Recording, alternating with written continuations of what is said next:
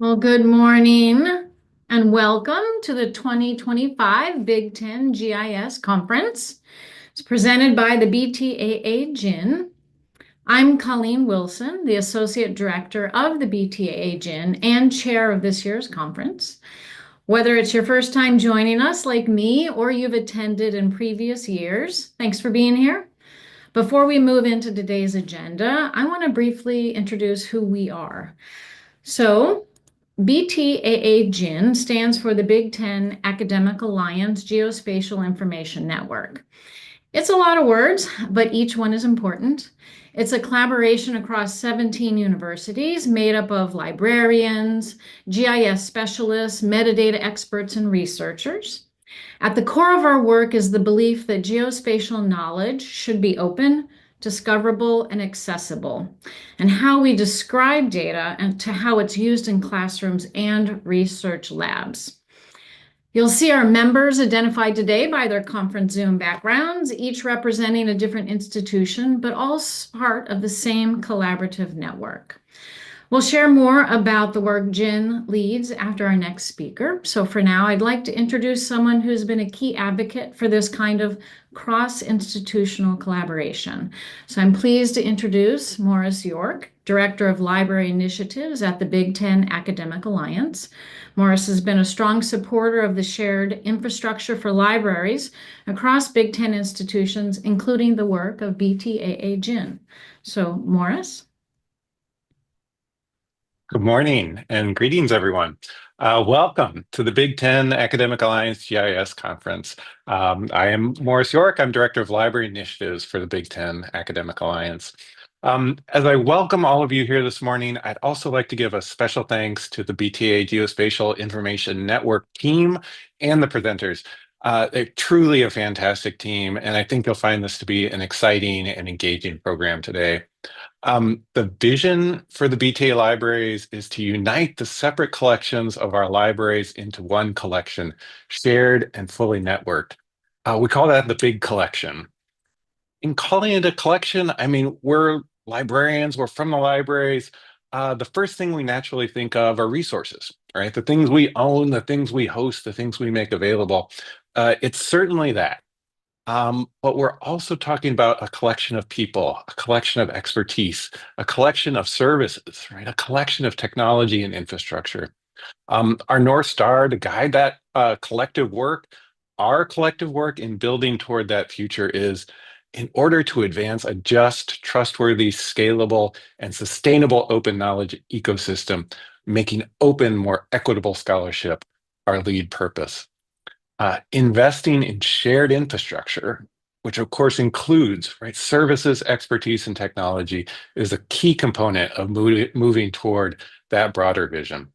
A key component of strengthening our support for research, learning, and discovery for faculty and students across our universities.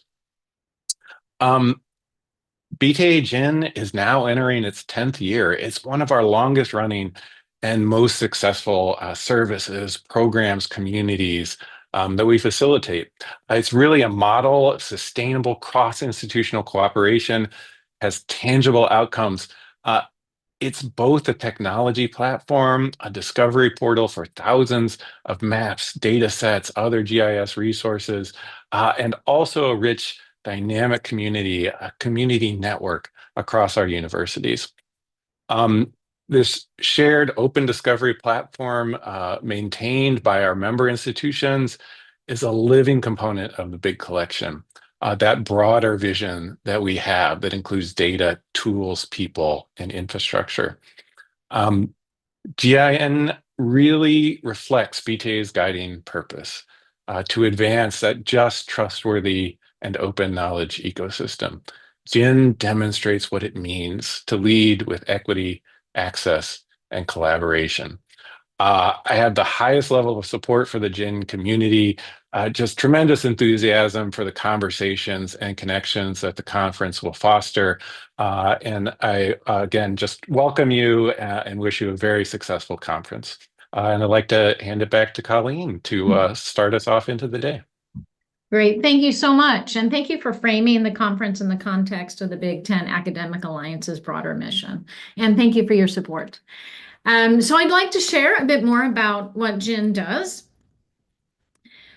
So our work really centers on these key areas: technical infrastructure, things like the GeoPortal that Morris mentioned, which includes geospatial records from across our member institutions, as well as shared metadata standards, open source tools, and community infrastructure, including this annual conference, collaborative publications, research guides, and our new quarterly newsletter, which you'll hear about a bit later.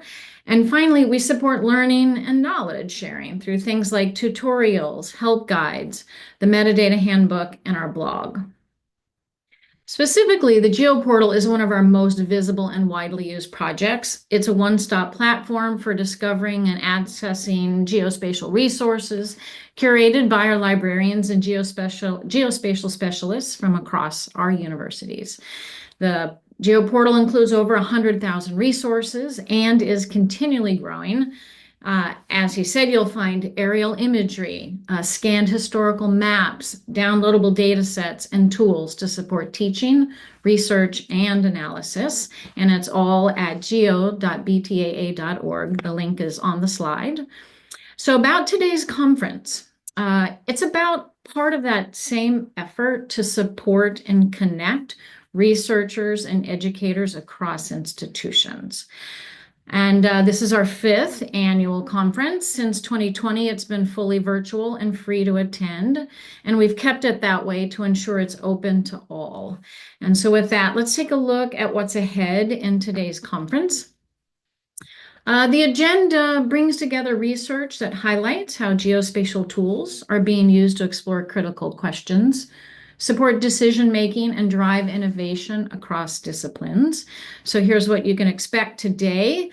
We'll move through 3 themed presentation sessions covering topics from equity and public policy to AI and applied mapping strategies. Around midday, we'll host a hands-on workshop on cloud-native geospatial workflows, skills increasingly in demand.